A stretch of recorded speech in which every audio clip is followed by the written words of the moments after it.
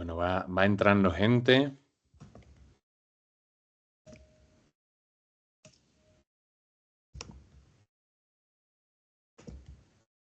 Vamos a esperar a que todo el mundo acabe de entrar para comenzar con esta entrevista, charla de hoy con Adrián. Y eso, y enseguida comenzamos a ver que nos cuente cosas seguro muy chulas.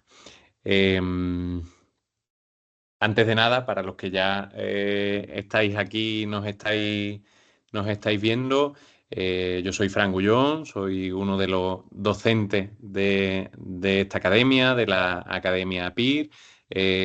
Fui uno de los profes que le amargó su preparación del PIR a Adrián, por lo menos en alguna que otra clase online, que seguro que ahora nos contará.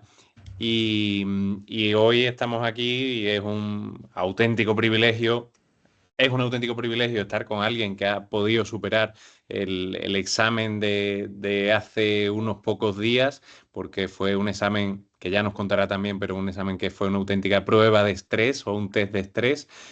Y no solo el tipo tuvo el mérito de superarlo, sino que además tuvo el mérito de quedar el número uno a nivel nacional. Entonces, bueno, creo que merece la pena escucharle un ratico y aprender muchas cosas de él. Así que, Adrián, lo primero, bienvenido y enhorabuena. Ay, muchas gracias, Fran, muchas gracias. Y nada, sí que me he tragado, tragado, disfrutaba alguna de tus clases y sobre todo de tus memes, que son una leyenda dentro de la academia. Bueno, pues hoy creo que vamos a mucha gente que esto del PIR, seguro que hay gente de todo tipo entre quienes nos ven y nos escuchan, gente que sabe lo que es el PIR, gente que ha pasado ya por el proceso, gente que ni siquiera sabe a qué nos estamos refiriendo con todo esto y mucho menos con todo esto de los memes para estudiar.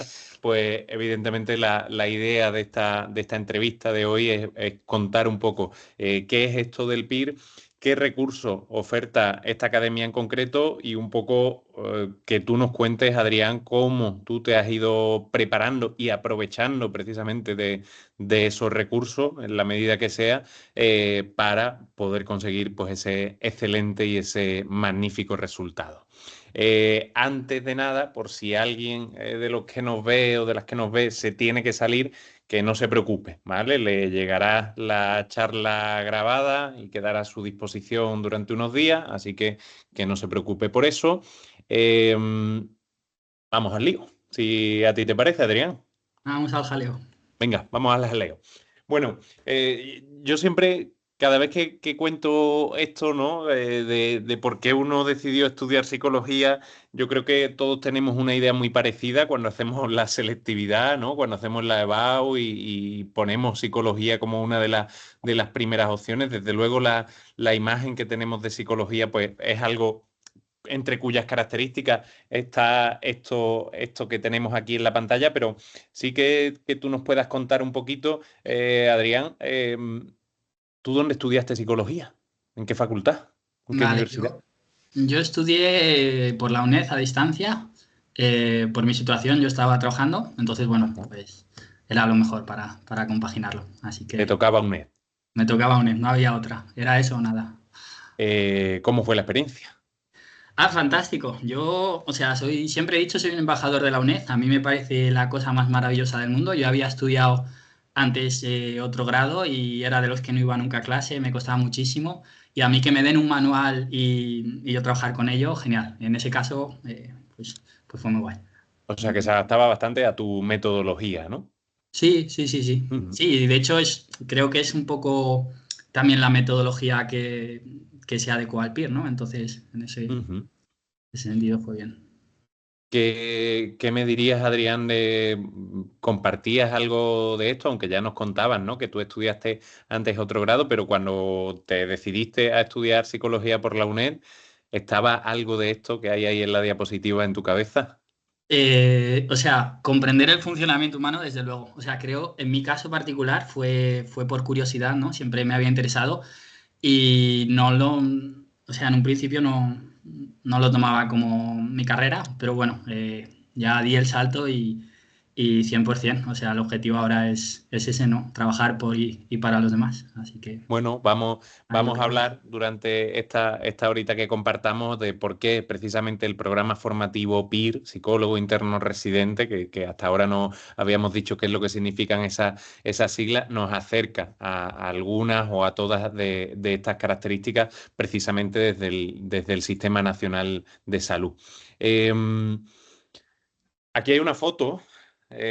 Adrián mañana coge un bus, yo cojo un tren para irnos el jueves y para estar el jueves a primera hora en Madrid y reeditar esta foto. Este año, además, si ya hay gente ahí en esa foto, este año yo creo que nos vamos a tener que poner la gran angular porque han sido 193 plazas conseguidas por alumnos de esta academia, de las 274 que se ofertaban, que ofertaba el Ministerio de Sanidad, un total de 193 han sido conseguidas por alumnos que se han preparado con los materiales y con los recursos de esta academia, entre los que tenemos aquí, evidentemente, a Adrián. Entonces, yo siempre pongo esta foto y en 2 días podremos poner muchas fotos y muchos vídeos de mucha gente sonriente, evidentemente, porque a veces, y esto es lo que te quería preguntar, Adrián, también, del PIR, si llega algo a los oídos cuando uno está estudiando psicología, es más bien que eso no lo saca nadie, eso son 4 frikis, eso son 3 plazas que convocan cada... ¿Fue esa un poco tu imagen? ¿O Ah, fue eso vale, lo que recibiste? perdona, sí, sí, sí, además, o sea, yo tenía compañeras y compañeros que habían estudiado psicología, pues nada más acabar la PAU, ¿no? Entonces, tenía un poco la experiencia y conocía a gente que se había presentado o gente que había decidido, gente muy lista, en concreto tengo a una persona en la cabeza, ¿no? Que en el instituto era una crack y bueno, ella me dijo como que era muy difícil, que al final te juegas todo a una pregunta, entrar o no entrar, y es un poco la concepción que tienes antes de prepararlo. Sí que es cierto que una vez lo miras, ves que no, que entre el primero o el segundo y el último, en verdad hay un margen bastante amplio y bueno, si tú tienes el nivel, que creo que es cuestión de trabajar, que todo el mundo lo puede hacer, pues entras. Tan Ujú. fácil como eso. Bueno, y desde luego es verdad que si algo bueno tiene el PIR en su evolución en los últimos años, es el compromiso, en este caso por parte del Ministerio de Sanidad y de las distintas autonomías, en seguir aumentando las plazas. Yo soy un poquito mayor que Adrián, desde luego me saqué el PIR hace ya algunos años más que él y en mi año fueron 117 plazas y estamos hablando de la convocatoria de 2017. Este año, convocatoria 2024, aunque el examen se haya hecho en 2025, han sido 274. Es decir, acercándonos a triplicar las plazas con respecto a eso, a hace 8 años, lo cual quiere decir, habla bien, y de hecho la previsión, y por ahí hay incluso algunas grabaciones de la propia ministra de Sanidad, de la actual ministra de Sanidad, de comprometerse a duplicar las plazas, que no es que sea una aventura esto de duplicar, ni que se la juegue por decir un número, sino que son los estudios precisamente para equipararnos a la media europea, deberían convocarse 494 plazas al año del PIR y bueno, en ese camino estamos. Evidentemente, ojalá fuera un camino más rápido, pero como casi todo lo que depende de los recursos públicos, pues bueno, hay muchos intereses por ahí, pero desde luego el compromiso de los distintos ministerios de los últimos años es en orden ascendente, evidentemente. Quería yo también traer esto por aquí, Adrián, porque yo no sé, esto ya es una pregunta muy personal, pero bueno, para eso es una entrevista, evidentemente. Yo no sé si tú en algún momento incluso te planteaste esto de hacer el máster general sanitario, si directamente lo tienes y lo has hecho y lo has cursado, si es algo que se te pasó por la cabeza. No, a ver, yo no lo tengo porque yo soy alumno universitas, o sea, yo me gradué en junio, así que no lo tengo y no lo puedo tener. Y la verdad es que no, o sea, en mis planes no entraba, era o el PIR o nada. Y bueno, pues el PIR fue. O sea, tú te Así. lanzaste al barco del PIR, Sí, dijiste, yo apuesto por el PIR, ¿no? sí, sí. Vale. Bueno, que se sepa también, evidentemente, que son programas que tienen muy poco que ver.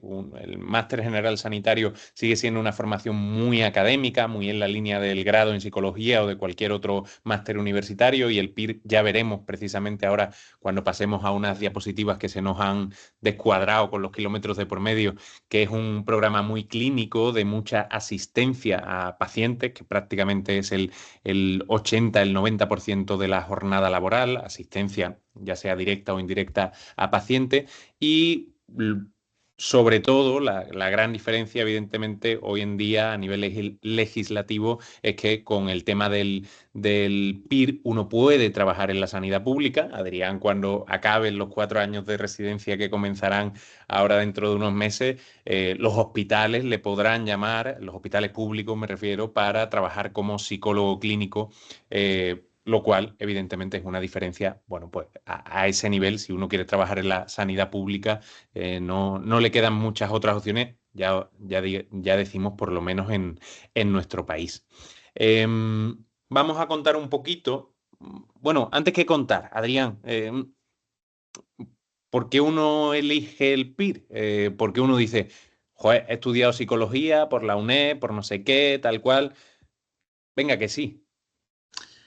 Eh, o sea, en mi caso, eh, o sea, sabiendo que existe una opción donde sales mejor formado que el resto, es que ni me lo pensé. Es como, al final son 4 años que es que te están pagando por formarte, ¿no? O sea, es algo muy, no sé, es como mi sueño. Yo que he estado estudiando toda mi vida, pues que me paguen por seguir estudiando y aprendiendo. O sea, he visto que en algunos hospitales tienes un día a la semana íntegro para formación teórica, ¿no? Si no estoy Ujú, equivocado, y eso ujú. es, te están pagando por ir a clase. No sé, pues un poco por eso.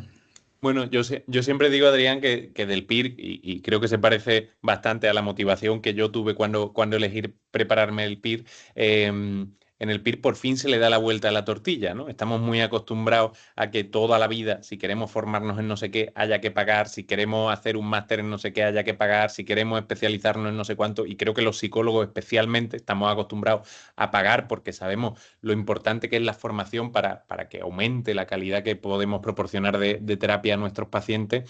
Y en el PIR efectivamente se da la vuelta a la tortilla. Uno se está formando, por supuesto, también está trabajando, pero uno se está formando mientras recibe una remuneración mensual, ¿no? Lo cual, evidentemente, pues desde luego que es atractivo. Ahí tenemos, ya lo irás viendo, ya te irán llegando tus primeras nóminas, Adrián, pero ahí tenemos que el sueldo más o menos siempre empieza entre 1.200, 1.300. Hablamos del primer año, es un sueldo progresivo, como Adrián irá descubriendo en los próximos 4 años. Como nos decía él también, es un programa formativo que dura 4 años, y a los 4 años lo que te llega es un papelito, un diploma, no un papelito, un diploma a casa, en el que pone, en este caso, Adrián, no sé qué, es psicólogo especialista en psicología clínica, que es ese papel que te acredita precisamente como el papel que le llega a un cardiólogo cuando acaba su MIR de cardiología. Y en este caso, pues pone médico especialista en cardiología y cirugía torácica, por ejemplo. Entonces, bueno, pues que sepamos que esta es la única formación sanitaria especializada que tenemos en nuestro país, evidentemente. Y a ver, cuéntame un poquito de esto, Adrián, que te ha llegado a ti a los oídos, o esos rumores de que hay un día en el hospital que se dedica exclusivamente a clase. ¿Qué es eso? Pues no lo sé. O sea, eh, no lo sé. O sea, no sé si creo que me lo dijo mi tutora, puede ser, o en Valencia en la FE. No sé si va por hospitales o es algo generalizado. No sé si lo he visto en la página de algún hospital. No lo sé, así que mejor nos cuentas tú, Fran.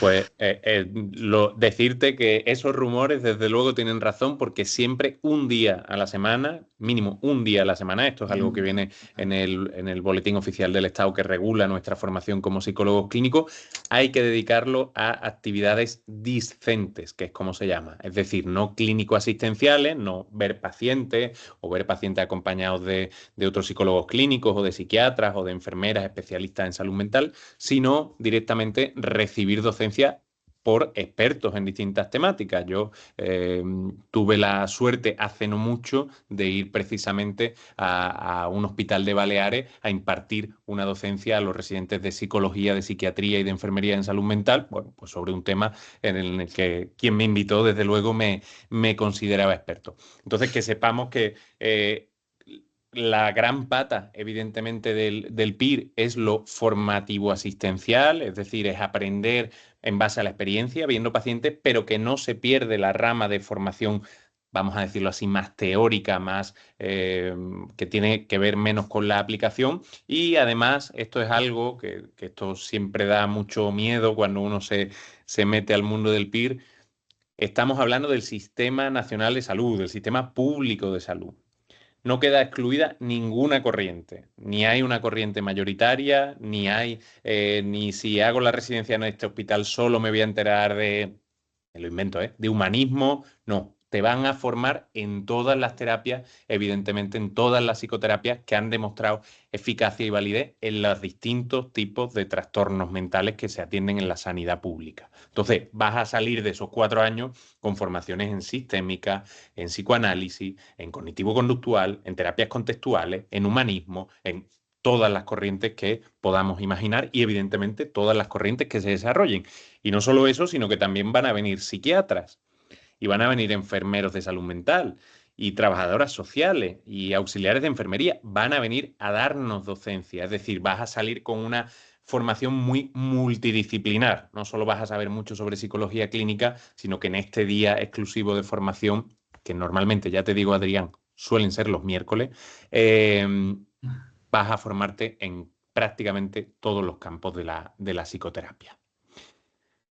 Adrián, cuéntame algo, cuéntanos algo de qué es eso y por qué pone ahí rotaciones en el extranjero. ¿Qué es eso?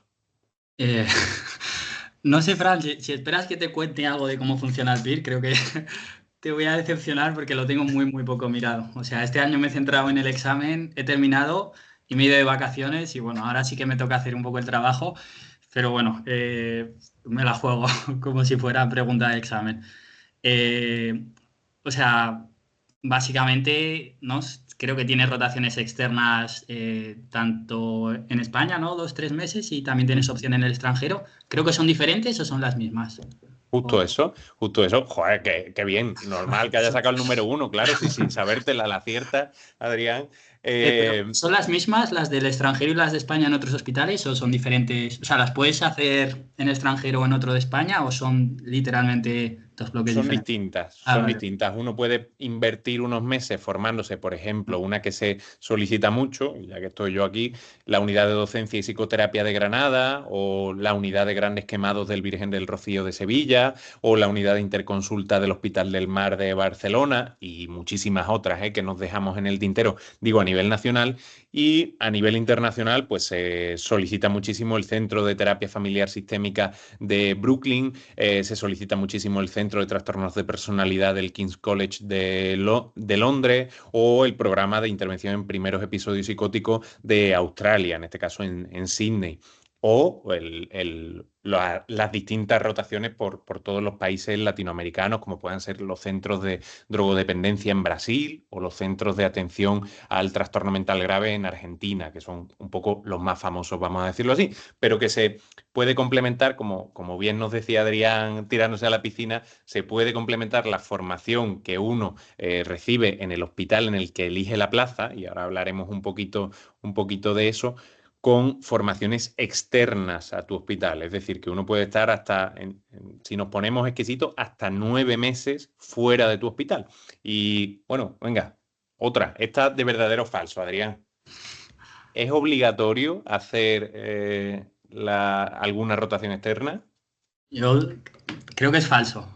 Eh, ¿No? Estaría feo que te obliguen a irte del país, ¿no? Estaría un poco feo. Estaría feo que te expatriaran en contra de tu voluntad, ni siquiera de tu ciudad, ¿vale? Es decir, uno puede completar los 4 años en su hospital, pero normalmente cuando se elige una de estas rotaciones externas es porque se entiende que es una formación de excelencia. Yo me fui a Buenos Aires, al Hospital de Niños Ricardo Gutiérrez de allí de Buenos Aires, de Argentina, porque se entiende que es un centro puntero a nivel mundial. no es que en Granada, en Andalucía o en España haya malos sitios donde se atienda, pero es como si, no sé, si nos vamos a aprender de conductismo con Skinner o de psicoanálisis con Freud o de humanismo con Maslow, pues evidentemente hay ciertas cosas que tienen una excelencia en cuanto a la calidad formativa.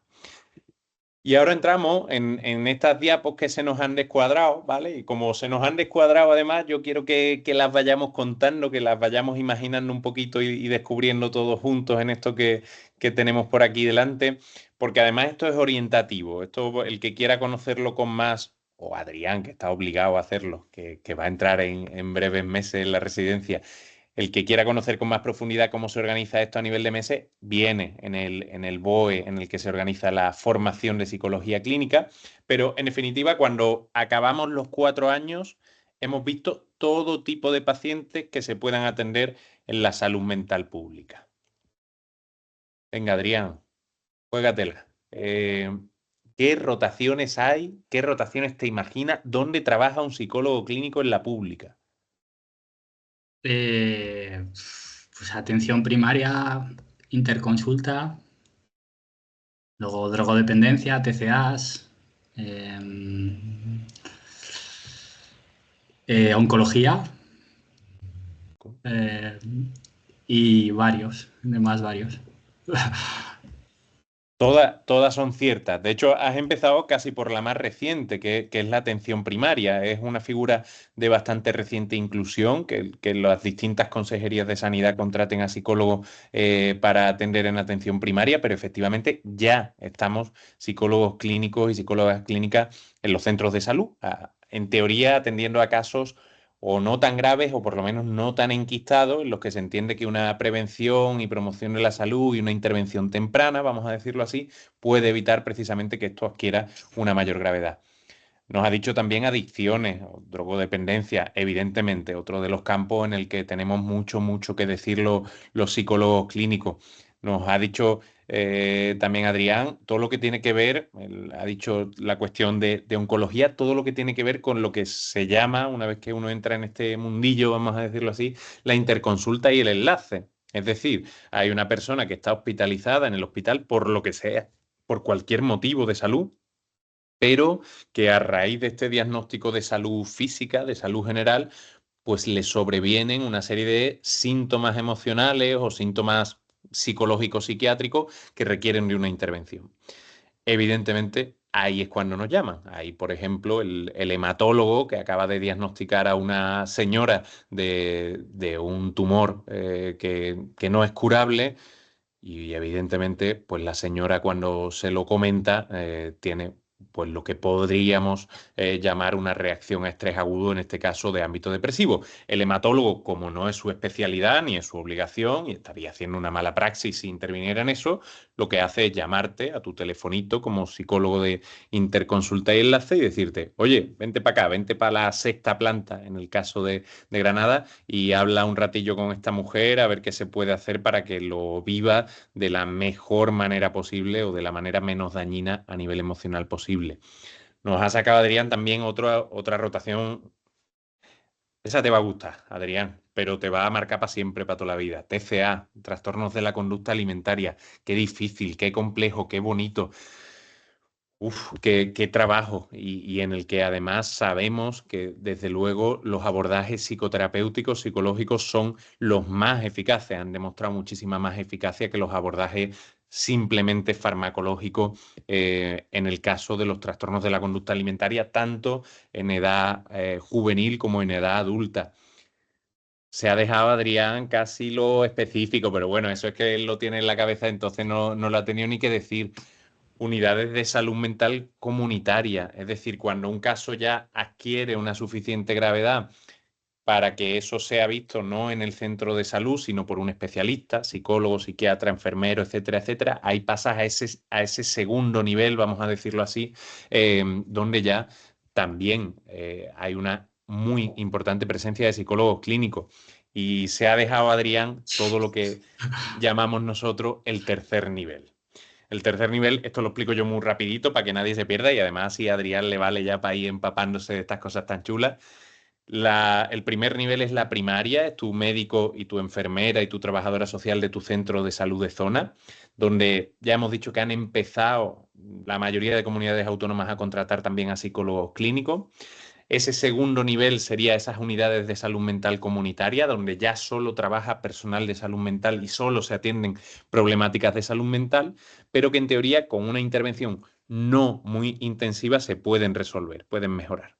Y después vendría todo el tercer nivel. ¿Qué tenemos en el tercer nivel? Pues una de las cosas que se nos viene a la cabeza rápidamente, las unidades de hospitalización.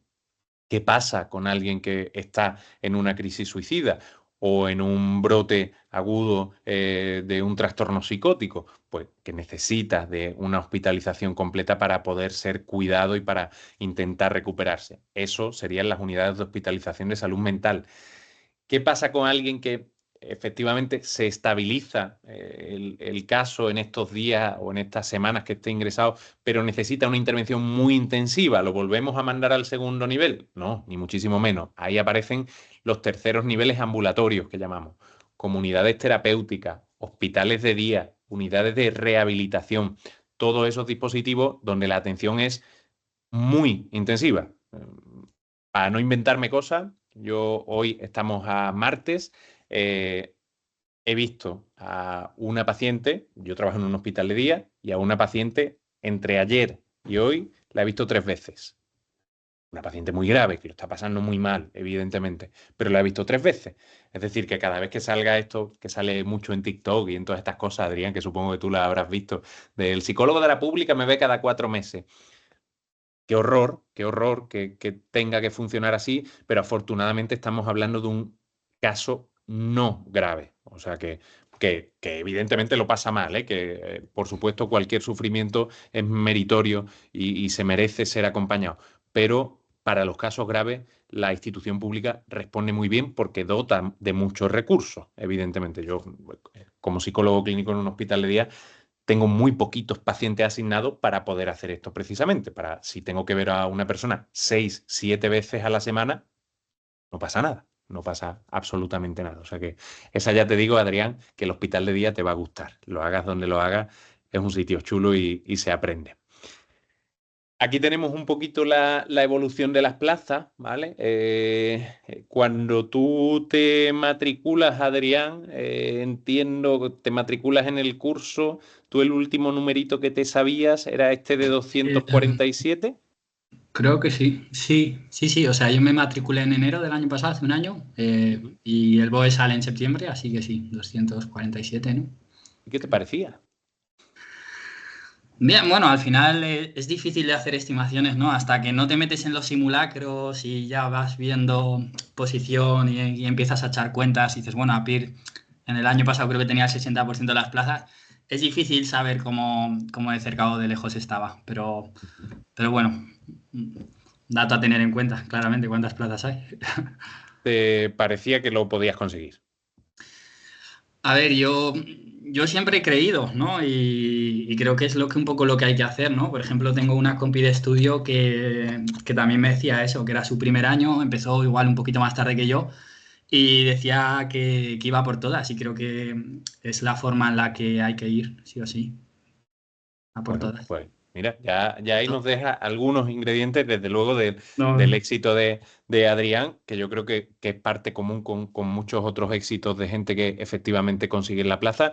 Y como veis, para que veáis que no os miento, y si pusiera ahí en la diapositiva, lo que pasa es que yo ya soy del mundo en blanco y negro, pero si pusiera 2017 serían 119 plazas. O sea que estamos hablando que en las últimas 7 convocatorias se han aumentado, como tenéis ahí, pues duplicado, algo más que duplicado el número de plazas y, de hecho, lo que os decía antes, que el compromiso del Ministerio de Sanidad es llegar hasta las 494 plazas anuales. O sea que ahí estaríamos, evidentemente, en unos números mucho más dignos.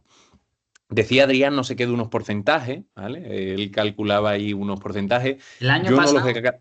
a mí es lo que me llegó el año pasado. Tengo un amigo que era el de los números, que ha sido mi compañero durante todo el PIR y me decía, creo que era un 60% de las plazas. Y yo no sabía cuántos había sacado a PIR este año, me has dicho que 190 y algo, lo cual es una locura, ¿no? Eso que es un 70%. algo así. Pues Un yo setenta por tampoco soy ciento el de los números, aunque sea profe de estadística, pero no soy muy el de los números, pero bueno, que lo calcule quien sea que nos esté escuchando, que nos esté viendo.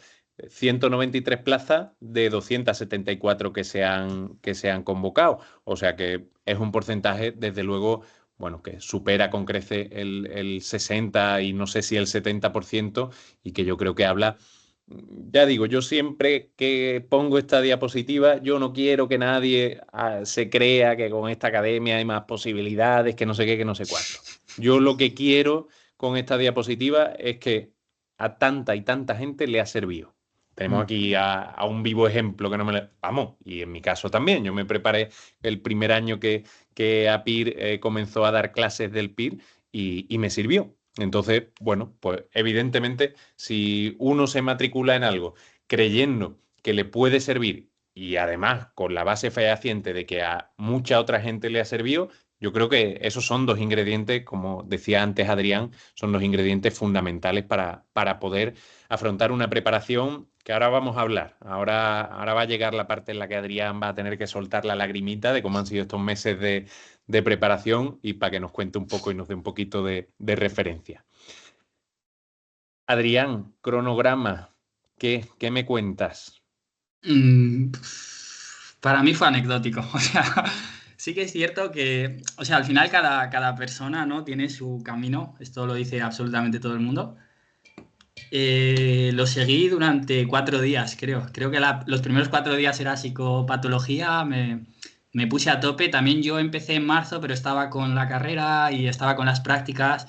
Y tuve 3 meses que pude meter muy poquito trabajo, ¿no? O sea, al final prioricé lo que dice todo el mundo, psicología clínica, tratamientos y la que más horas metí con diferencia, la que peor me salió del examen, aún así creo que fue una buena inversión. Pero no, sí que es cierto que, o sea, es útil tener una referencia, sobre todo tienes las clases ahí y vas preparándote, vale, pues para cuando llegue a esta clase quiero haberme mirado tal y es útil. O sea, es útil como una primera aproximación y bueno, de ahí te vas desviando, en mi caso. Yo creo que el cronograma, lo chulo es usarlo un poco como Sí. boceto, como una aproximación, además elaborada, para el que no lo sepa, por el equipo de tutores de la academia, es decir, gente que ha sacado plaza y que la ha sacado muy recientemente, y es cómo esa gente, cómo esos tutores concibirían el estudio. Pero claro, es que cada uno es un mundo. En horario, en manera de estudiar, en absolutamente todo. Entonces, lo que nos decía Adrián, yo creo que es importante, ¿no? Tener esto como boceto y, por supuesto, después adaptarlo a lo de uno. Oye, a mí es que no me gusta descansar los domingos, que es el día que estoy más lúcido, y me encanta descansar los martes o los miércoles porque es el día del espectador en los cines y me encanta ir. Bueno, pues yo creo que un cronograma bien trabajado sobre una base, evidentemente, que es la que proporciona la academia, si no es garantía de éxito, desde luego que es uno de los ingredientes. O sea, a Uno mí, de- a mí lo que creo que es fundamental y es algo que viene implícito dentro de la macroestructura del cronograma, ¿no? Es el sistema de fases que, bueno, yo creo que sea donde sea, al final tienes que machacar mucho varias veces el mismo contenido, ¿no? Al principio, pues la fase número 1 es como una fase de lectura de, vale, yo en mi caso el primer día no tengo ni idea de qué es el PIR y vas viendo cuáles son los contenidos centrales, cuáles no, y te vas empapando un poco de todo. Y bueno, ya la fase 2, ¿no? Que empiezan las clases presenciales, ya vas un poco más ahí ya priorizando qué es importante, qué no. Bueno, luego fase 3, luego una micro fase 4, creo, ¿no? La última semana. Bueno, que la cosa es darle vueltas, ¿no? Porque sí que creo que con el material que nos da es más que suficiente, ¿no? Y es súper, o sea, al final lo lees y te da la sensación de que dice, vale, esto me lo he leído, ya sé, voy a otra cosa, voy a emplear. Pero no, o sea, al final es súper denso y a mí al menos tenía un Excel, ¿no? Con cuando fue la última vez que trabajé cada parte del contenido y pues repetir hasta la saciedad porque nunca terminas de tenerlo 100%. Un poco Pues mi nada, ya me sensación. ha hecho spoiler Adrián de 10 diapositivas que vienen delante, así que yo ya del sistema de fase, qué bien contado Adrián, porque creo que en eso consiste mucho también del éxito, ¿no? De poder afrontar un examen como este con garantía, que ni siquiera nos hemos parado, porque habrá gente, no lo sé, pero habrá gente que ni sepa cómo es el examen. Tú que lo tienes fresquito, ¿cómo es el examen? De desarrollo, de escribir. Vale, pues la estructura es muy simple, creo que se comparte, bueno, con el resto de FSE, ¿no? De formación sanitaria especializada, que son 210 preguntas tipo test, 4 opciones, 200 más 10 de reserva, porque ahí hay una fase de impugnaciones, ¿no? Bueno, los aspirantes pueden aducir o alegar que una pregunta no está bien redactada, hay múltiples respuestas, tal. Bueno, al final hay 200 preguntas, cada fallo resta un tercio, es decir, el valor esperado de contestar al azar es cero, ¿no? O sea, hay que jugársela. Esa fue mi estrategia desde el principio. Lo comenté con un compañero, hicimos ahí unos números, hay que ir siempre, sí o sí jugársela, ¿no? Y bueno, un poco esa es la estructura. No sé si tienes algo que añadir, Fran. Sí, perfecto, evidentemente. Y lo que sí te quería preguntar, Adrián, si nos quieres comentar un poquito tus resultados particulares, ¿cuántas dejaste en blanco? ¿Cuántas fallaste? ¿Cuántas has acertado? Es lo que yo dejé cero en blanco. O sea, de 200 tuve 170 bien y 30 errores. Eh, Había, no sé, unas 60 preguntas de las cuales no tenía ni idea. Pero fue mi día, fue mi día. O sea, sí que creo que iba muy bien preparado. O sea, no voy a mentir, creo que iba muy bien preparado y yo creía que iba a tener plaza, ¿no? Por los simulacros. Pero bueno, al final, sí, por ejemplo, psicología clínica y tratamientos, que creía que era lo que mejor llevaba, lo que más trillado, me fue mal. Y evaluación, que desde el primer minuto la desoí, porque dije, esto es un desatino, ¿no? O sea, es imposible que esto sea rentable. Al final creo que solo fallé 2 de 21 y instrumentos que no había oído en mi vida. Hay que jugársela, chicos. Esa es Bueno, un mira, poco. desde luego, no sé si jugársela, porque es verdad que cada uno tolera la incertidumbre y el estrés de una manera Cada muy uno. distinta, pero lo que sí yo creo, Adrián, y que creo que está quedando bastante claro en cómo estás contando tú tu preparación, es que uno tiene que desarrollar su estrategia frente al examen, que no es un examen para llegar y que sea la primera vez que te pongan algo así enfrente. Para eso tenemos, desde la academia, evidentemente, os proporcionamos los simulacros, más de 30 durante todo el curso, que son esa misma estructura que ha descrito a la perfección Adrián, 210 preguntas con una extensión muy parecida, con el temario muy equilibrado al temario habitual que se pregunta en años anteriores el día del PIR. Y yo siempre lo digo, ¿no? Lo importante de los simulacros es que el día del examen en el que te lo juegas efectivamente no sea tu primer examen, sino que sea tu 30 y pico simulacro. Eso te da otra sensación que yo no sé si fue un poco también esto, esta sensación la que te permitió dejar cero preguntas en blanco, que en este examen me parece un Ya. auténtico prodigio. No, o sea, había dos de autores. Una de autores, sorprendentemente, me sonaba de la carrera, que era lo de los noruegos, me sonaba. O sea, una pregunta súper aleatoria, creo que cayó en la UNED. Ujú, Y la otra, que era eh, una adaptación infantil de Young, creo, o algo así. Esa ujú. no tenía ni idea, 4 nombres, aún así yo me jugué todo. Eh, pero bueno, sí, lo que has dicho, 100%, ¿no? Como que al principio lo que más cuesta, que yo como en estos 9 meses he vivido un poco todo, es llegas y no sabes un poco a quién hacer caso, ¿no? Hay muchísimas fuentes, buscas en blogs lo que te recomiendan. Y bueno, en este caso yo desde el primer momento, o sea, genuinamente yo dije, a ver, no puedo gestionar toda esta información, me apunto a la academia que tiene el 60% de aprobados, funciona de filtro y ya solo por efecto red, ¿no? O sea, al final, pues una academia o en general una red vale es proporcional al número de personas que hay en ella, ¿no? Ujú. Y pues hacer todos los simulacros religiosamente. Es cierto que la programación no la seguía, las clases, solo las principales porque no daba abasto, o sea, al final no das abasto, pero los simulacros 100% es algo que todos los titulares dicen.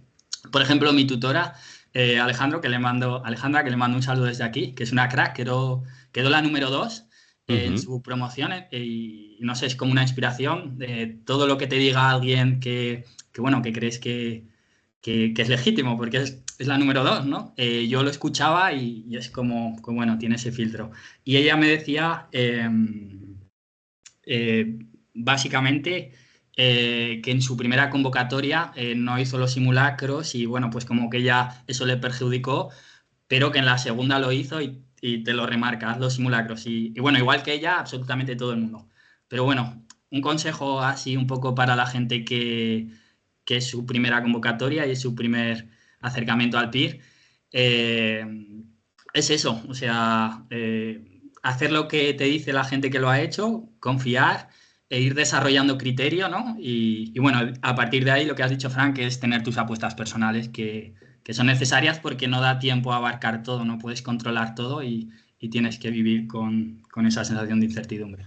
Yo eso, de hecho, no sé si soy yo el que le ha puesto nombre, desde luego no he ido a la oficina de patentes, pero yo lo llamo la neurosis del opositor, ¿no? Cómo cada uno gestiona esa incertidumbre. Claro, un temario abierto que sabe Dios por lo que me pueden preguntar, como bien decías, Adrián, por autores noruegos que han hecho no sé qué tratamiento de no sé qué cosa, como si yo hubiera estado alguna vez en Noruega haciendo psicología. Pues evidentemente cada uno tiene que ir encontrando la manera de gestionar esa incertidumbre. Yo te digo, Alejandro, Adrián, perdón, que Alejandro fue el compañero con el que yo lo hablaba durante mi preparación. Yo decía que mi límite de preguntas en blanco el año que yo me presenté eran dos. Yo podía dejar hasta dos preguntas en blanco. Dejé ocho. Uf. Dejé ocho. O sea, tan perdido me vi en cierto momento del examen que dejé hasta ocho preguntas en blanco y sin embargo conseguí plaza. Es decir, que yo creo que esto responde mucho Sí. efectivamente a la estrategia que uno ha podido ir desarrollando durante el Qué año. curioso, o sea, es un poco en la línea de mi tutora que he comentado antes, sale, ¿no? Como que ella quedó segunda y dejó 16 en blanco, lo cual dijo que, pues que según ella salió llorando y diciendo, no, al final has estado preparándote, como me has dicho, haces 30 simulacros y así piensas que no, que el que vas no te pilla de nuevas, pero siempre te va a pillar de nuevas. O sea, yo una cosa que sí, una de mis apuestas eran simulacros y preguntas, hice como 80 exámenes completos, o sea, hice una bestialidad, era preguntas, los últimos 2 meses era hacer preguntas, preguntas, preguntas, y al final el día del examen, o sea, tienes que tener ahí tu lucha mental para no colapsar, porque yo en medio del examen de verdad pensaba que no iba a sacar plaza, estaba diciendo, no sé qué está pasando, nunca he visto un examen así, porque nos pillaron a todos en Bragas. ¿Qué voy a hacer el año que viene, ¿no? Y bueno, ahí tienes que un poco gestionarlo y a pesar de que yo llevaba haciendo día sí, día no un simulacro, 3, 4, 5 simulacros a la semana durante mucho tiempo, te prepara y es necesario. O sea, obviamente si yo no hubiera tenido este bagaje, pues igual hubiera colapsado, ¿no? No hubiera tenido claro el decir, vale, es que aún así voy a contestar todos. Y eso, bueno, que al final es importante rodar y es importante hacer los simulacros y bueno, Bueno, yo creo tener un buen que día. el mensaje que estás lanzando, Adrián, me parece un mensaje súper apropiado. Yo lo cuento y la gente, pues, alguno me creerá, otro no me creerá. Aquí hay motivos para agarrarse porque efectivamente, como tú bien decías, en un examen tan complicado que todo el mundo salió con una sensación de tanta incertidumbre, has conseguido la plaza número uno. O sea que, bueno, algo habrá que escucharte desde ahí porque desde luego a ti te sirvió. Esa estrategia te sirvió y yo creo, bueno, también mencionabas, ¿no? Y nos iremos saltando diapositivas porque vamos, que creo que es lo más chulo, pudiendo escuchar tu experiencia, pero mencionabas el tema de lo que nosotros llamamos, me voy un poquito para atrás, el libro gordo, es decir, hacer exámenes de años anteriores, ¿vale? Que ahí vienen recopilados absolutamente todos los exámenes de la historia del PIR desde el 93 con las respuestas corregidas, incluso con los últimos años comentadas, ¿vale? Hemos hablado poco y ahora te cedo la palabra, te cedo el micro, Adrián. Cuéntame cosas de los manuales, qué Vale. te O parecieron? sea, ¿Cómo te...? disclaimer, yo hablo de mi experiencia personal porque yo Ujú. tenía un grupo de biblioteca maravilloso y cada uno iba un poco a su estrategia y la poníamos en común, pero bueno, es lo que hay que hacer. Y el libro gordo, por ejemplo, que es algo que te dicen tienes que saber sí o sí, y es cierto, yo es algo que los 2, 3 primeros meses lo utilicé muchísimo y en verano pues ya dije, a ver, esto en verdad ya me lo sé, ¿no? Aparecen los y luego no es cierto, ¿no? O sea, luego me hacía los exámenes y fallaba 20 Ujú. preguntas o las que fueran, ¿no? Eh, bueno, entonces, pues lo bueno es que la academia te pone muchos recursos y no puedes abarcarlos todos completamente y tienes que elegir. En mi caso fueron los manuales, o sea, creo que son una síntesis muy apropiada. Son las apuestas de los profesores. Al final, he oído, ha habido gente que ha dicho que, bueno, que se quejan porque la academia dice que se pueden contestar tantas preguntas, pero luego no es tan cierto, no es tan explícito. Pero sea como fuere, unos resúmenes muy, muy, muy valiosos y ahí está todo de los manuales más actuales que han caído en los últimos años. Y bueno, ahí está un poco en confiar. Yo confié, yo se me da fatal hacer mis resúmenes, elaborar mi propio material. Yo venía de la UNED de coger un manual, subrayarlo, hacer subrayado sobre subrayado y para poder luego repasarlo ojeando. Entonces, bueno, yo trillé los manuales muchísimo, no hice mis propios materiales. El día antes del examen me repasé 6 o 7 manuales, hay 1 hora cada uno con los subrayados. Luego las flashcards es uno de esos como el libro gordo, ¿no? Que son preguntas que, bueno, que si algo se lo saben 500 personas, que esas 500 personas van a ser la gente que va mejor preparada, te lo tienes que saber. Entonces, aunque igual las preguntas no, eh, no creas que van a entrar, porque yo había muchas preguntas, por ejemplo, las diferencias entre el programa de Stark y de Lewinson de depresión para adolescentes, son cosas que en mi mente nunca iban a entrar, pero como se lo sabe todo el mundo, te lo tienes que saber. Entonces creo que flashcards, autoevaluaciones, libro gordo, es un poco eso de lo que hemos dicho del efecto red, de si hay 500 personas que van muy preparadas y se las saben, estás muy en desventaja si fallas esa pregunta, mientras al contrario, si tú te sabes una pregunta, porque en mi caso personal, me alegré muchísimo de ver la pregunta de Valeria Ogacho, porque justo aparecía en el manual de Roji Mechaca y vi que era 2022, me pareció interesante y dije, eran cuatro,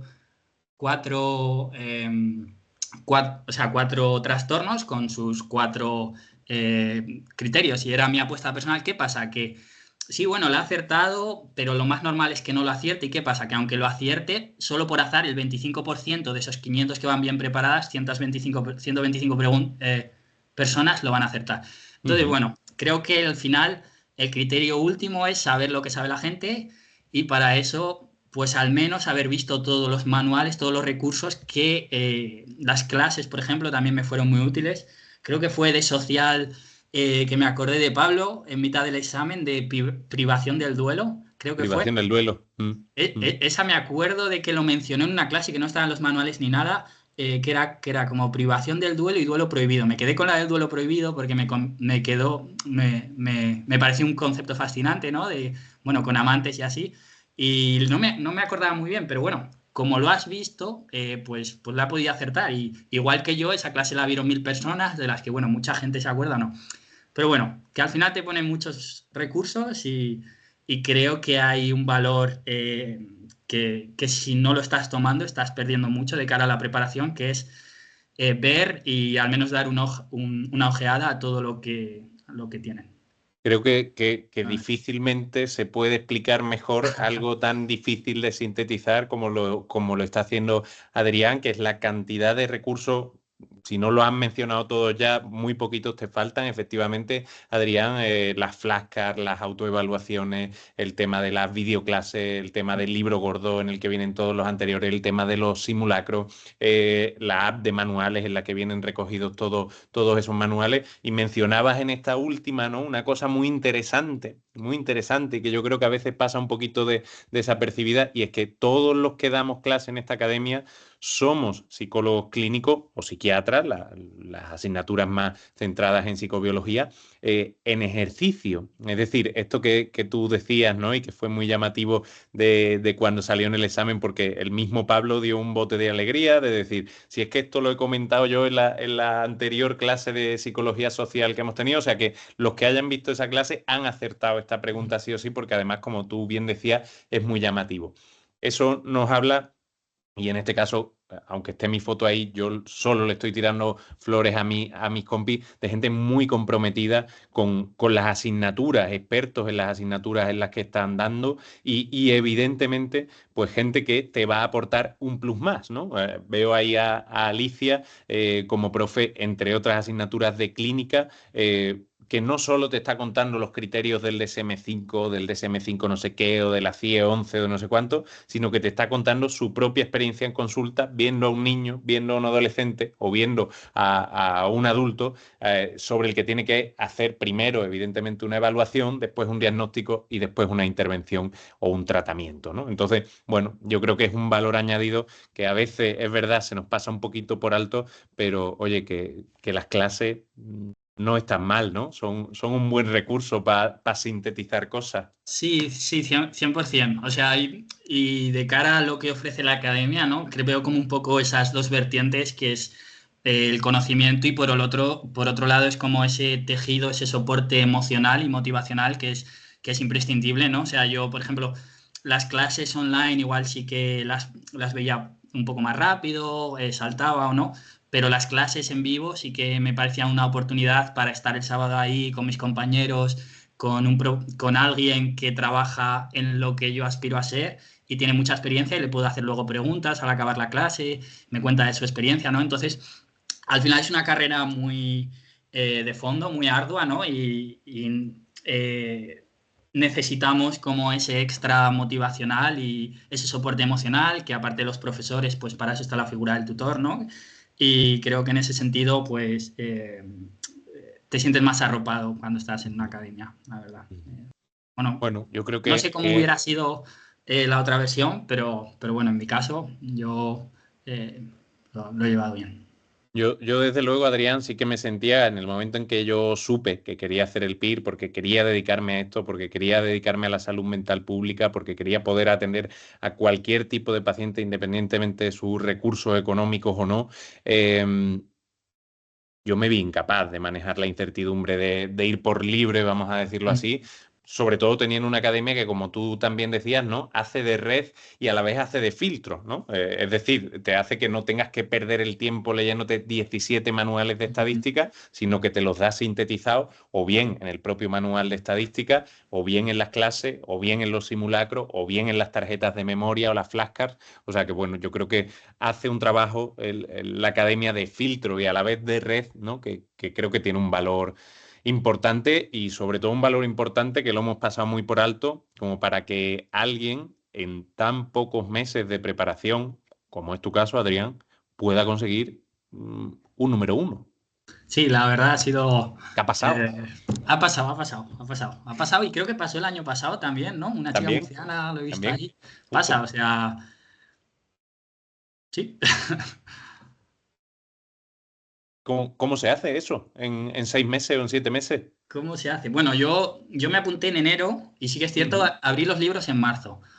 Eh, y bueno, lo que creo que hice bien fue gestionar un poco la cantidad de esfuerzo que metía progresivamente. O sea, yo tengo una gráfica donde me voy apuntando cada minuto que estudio, cada minuto que descanso y tú la ves a lo largo de los 9 meses y va para arriba, para arriba. O sea, siempre esa intensidad creo que fue acorde a lo que podía dar. O sea, por ejemplo, en junio terminé, me puse a estudiar a tiempo completo con el examen. Y bueno, ahí llegó verano y la gente siempre habla de que verano es una época muy dura. Yo en mi caso me lo preguntaba la tutora, me decía, oye, ¿y qué tal vas? Y yo le decía, pues no sé, me siento raro porque creo que voy bien, no estoy teniendo ninguna crisis porque en ese momento en el que estaba de la fase de macroestudio, para mí yo consideraba que todas las tardes, después de estudiar, pues me podía ir o a hacer mis hobbies, o a escalar, o a jugar a voleibol, o a tomar algo.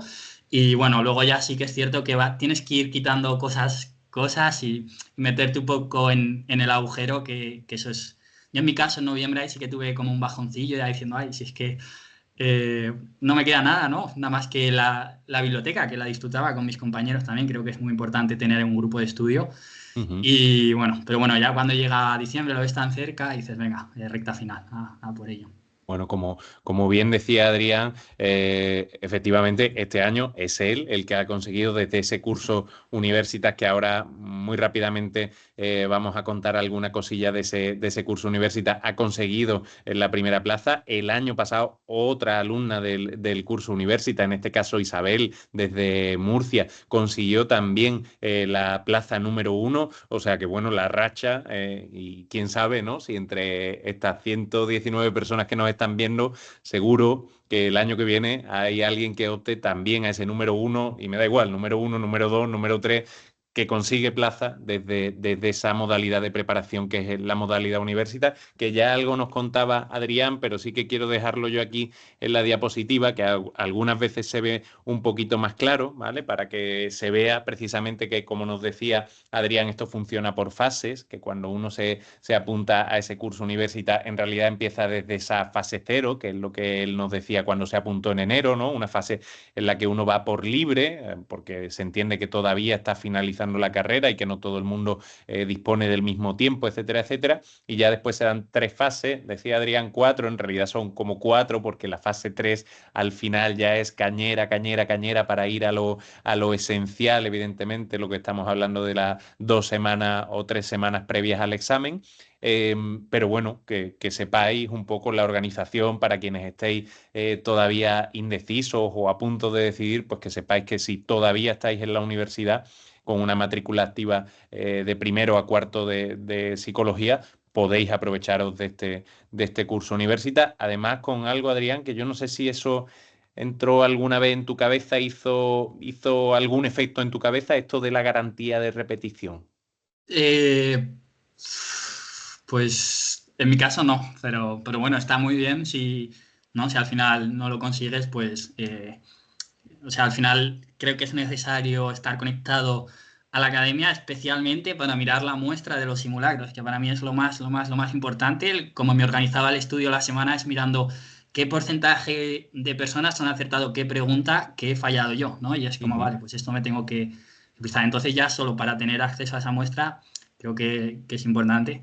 Pero bueno, eh, yo no lo tuve muy en cuenta a la hora de hacerlo. No lo tuvo en cuenta el tipo porque sabía que no la iba a necesitar y que a la primera iba a conseguir la plaza, pero bueno, para los Bueno, que o sea, no lo más que sepáis. nada eso no, o sea, yo era consciente de que no depende de mí, ¿no? Pero creo que esto, o sea, es algo que a mí lo que más me costó a la hora de apuntarme es tomar la decisión de, vale, si lo hago a muerte, lo hago a 100%, ¿no? Ujú. Y yo de hecho, como al principio justo, pues tuve dudas, ¿no? Y lo comenté con mi compañero, que bueno, que fuimos ahí como uña y carne desde el principio, para allá por mayo, junio, julio, decía, oye, Luis, yo no sé si esto es lo que quiero, no sé si no, y bueno tener como esas dudas al principio bueno, ya en cuanto me pones a estudiar en serio es que no puedes tenerlas. O sea, aunque veas que tus resultados no están yendo tan bien como creas, que no estás aumentando tu resultado en los simulacros, creo que es muy importante no levantar el pie del acelerador y ver esto como, vale, fase de decisión, tomar bastante tiempo, esforzarse, esforzarse, esforzarse, llega enero y ya reevaluar. O sea, ahí creo que es algo muy personal, pero yo, o sea, cuando me apunté yo dije, no sé si me veo haciendo otro año así. Yo siempre decía, yo una vez y ya está, una vez y ya está, porque lo di todo de verdad.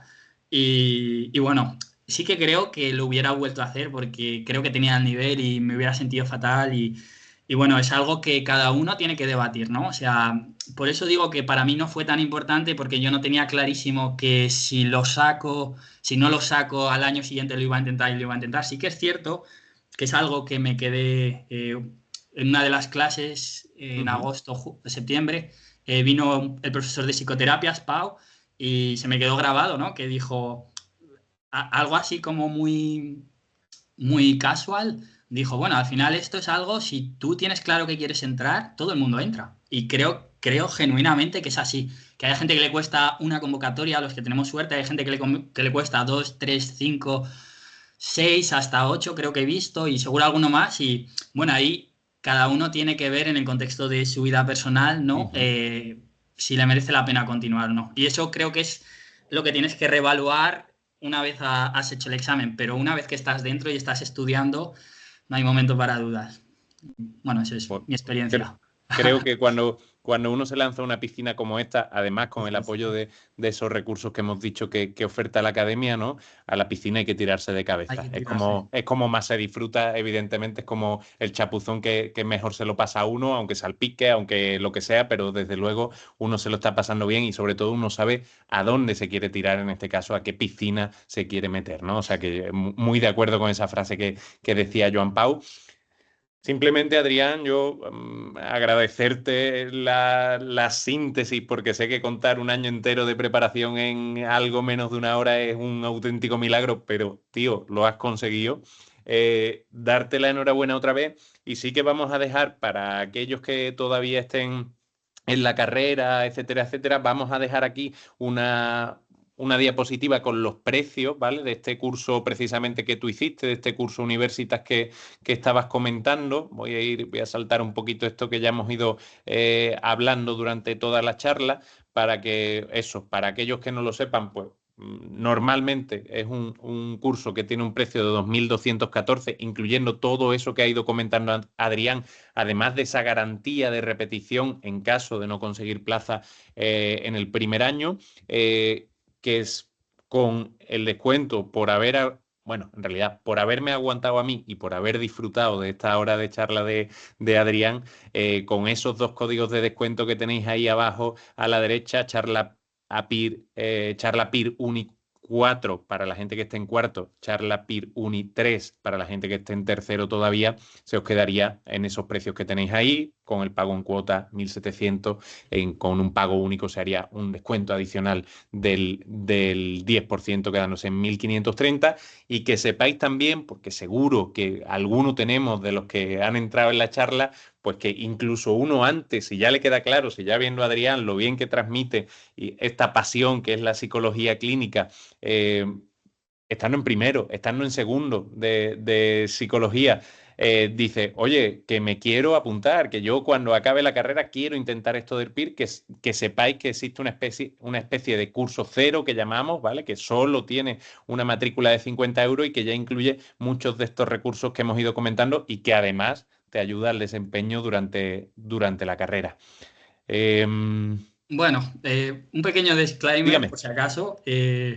Yo no me llevo nada, es que me siento ahí un poco incómodo con todos los precios, con la entrevista de eso.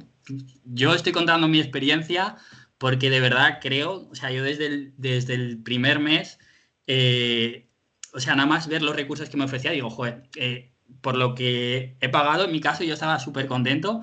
Y bueno, estoy dando un poco mi experiencia, pero vamos, yo no me llevo nada ni estoy asociado con API ni nada, ¿no? Que parece ahí que ponemos los precios y estamos haciendo un evento de marketing.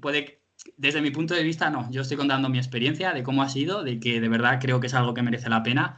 Y bueno, ya cada una ahí evalúa lo que cuenta. Totalmente, Adrián, totalmente de Quería dar acuerdo. ese Yo disclaimer. simplemente lo hago porque como habitualmente trabajo con esta compi que dejo por aquí, que es Zuri, que es un encanto y que es la que lleva todo el tema de marketing, después siempre que entrevistamos a alguien pues, que ha conseguido plaza, etcétera, etcétera, al día siguiente le llega un bombardeo de mensajes de, pero es que no dijeron precio, no dijeron si se podía pagar en cuotas, no dijeron si no sé qué, si no sé cuánto. Creo que es lo menos importante de la charla de hoy, efectivamente, estas dos últimas diapositivas, simplemente para quien le interese este tema del precio, para que tenga una orientación. Yo creo que lo más importante, y te lo vuelvo a agradecer, es haber escuchado tu experiencia, que me parece una experiencia súper enriquecedora y que yo creo que lanza un mensaje que yo me he esforzado muchos años en intentar transmitir y creo que nunca lo he conseguido transmitir tan bien como tú, Adrián, ¿Qué que es que pelota eres, Fran? mm, que Muchas cada gracias. uno tiene que hacer su Gracias. camino en esto del PIR, con todos los recursos que se ofertan, con toda esa red, con todo ese filtro, pero yo creo que individualizar, adaptar todos estos recursos a uno mismo, a la manera de estudiar, de afrontar un evento como este de uno mismo, yo creo que es lo que lleva al éxito, efectivamente, o lo que puede abrir las puertas del éxito. Así que nada, Adrián, agradecerte un millón de veces más que haya estado esta horita con nosotros. No sé si quieres decir alguna otra cosa, un último mensaje ahí para no sé quién. Pues nada, o sea, primero agradecerte por la charla también, porque yo sí que creo no sé, que me gustaría un poco compartir mi forma de cómo lo he enfocado. Igual hago un blog o lo que sea, y bueno, pues gracias por darme este espacio, porque creo que no sé, ojalá mi experiencia pueda haber servido a alguien. Y nada, el consejo para la gente que esté planteando si ir o no es que si va, que sea con todas, que eh, está muy bien ir a probar, ¿no? Y a veces, pues simplemente porque no te ves capaz de dar todo ese esfuerzo, lo puedes hacer y es fantástico, ¿no? Para familiarizarte como un primer acercamiento. Pero de verdad se puede, creo que es totalmente factible para cualquier persona sacarlo en un año. Es cierto que al final no depende de ti, ¿no? Pero que los que lo intenten, por favor, que lo intenten con todo, que crean en ellos y que mucha suerte, mucha suerte. Pues Adrián, hasta esta tarde yo sabía, por información de la academia, evidentemente, que eras un número uno y desde ahora sé que además eres un pedazo de crack. O sea que es toda una enhorabuena en este caso para mí tenerte a este lado del barco y poder llamarte colega, desde luego, de profesión. Y sobre todo poder decirte, Adrián, que esto no lo hemos mencionado, casi lo dejamos aquí en stand-by, que va a ser una gran celebración este jueves de tanta y tanta gente que ha conseguido, efectivamente, como tú decías, tirarse de cabeza a algo que les ilusionaba y conseguir su plaza. Y seguro, segurísimo que mucha de la gente que hoy nos está viendo, que nos está escuchando, al año que viene está en esa fiesta celebrando, ¿por qué no?, la plaza número uno, dos, tres, cuatro, la que sea. O sea que, Adrián, de corazón, muchísimas gracias y nada, A ti, Fran, seguimos en el estamos en lío. contacto. Vale. Bueno, pues un Adrián, saludo a todos y muchas gracias. Hasta luego. hasta luego. Muchas Nos gracias vemos. a todos y todas.